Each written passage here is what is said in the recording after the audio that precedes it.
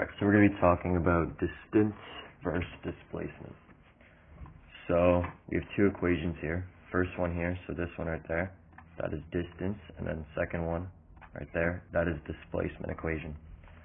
So the biggest difference between distance and displacement is that distance is a scalar and displacement is a vector. So you can watch my other video on that to explain the difference between the two. But basically, quick rundown. So see the arrow at the top here, so I'll just point to the arrow. The little arrow right there, that means that it's a vector, which means it has a direction to it. So distance does not have a direction. Let's say, just show an example here, so let's say you're at your house and you go to the store and then you come back from the store and then it's 10 or it's 100 meters away from your house. So your distance in this case would be 200 meters because you walked 100 meters there, walked 100 meters back. So distance, I'll just write that, distance would equal 200. But your displacement, on the other hand, would equal 0 because you walked 100 meters there, then you turned around, you went all the way back. So displacement would equal 0 because you can't have a direction on 200 because you didn't go 200 in one direction. You went 100 in one direction and then 100 in the other direction, so they cancel out.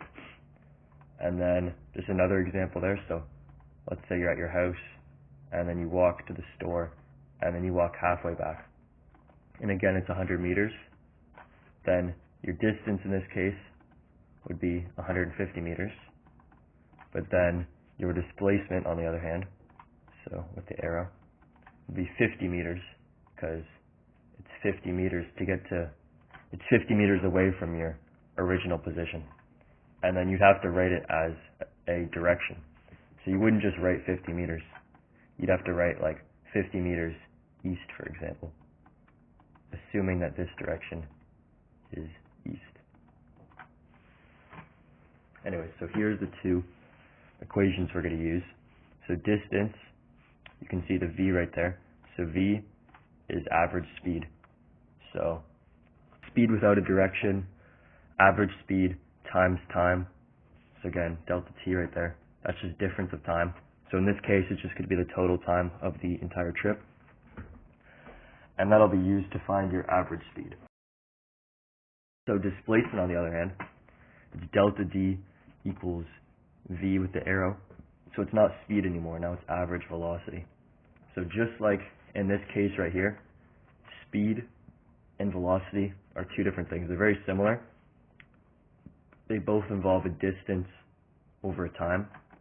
So like meters a second, for example, or kilometers an hour.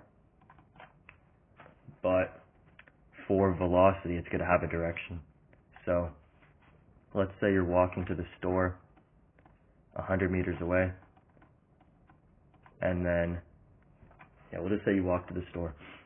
It takes you 10, or let's say 100 seconds to do it. So then you walked 1 meter a second, and that would be your speed. But your velocity would be 100 meters a second east, because you're moving in the east direction. So that's just the two, so the difference. So that's average velocity right there.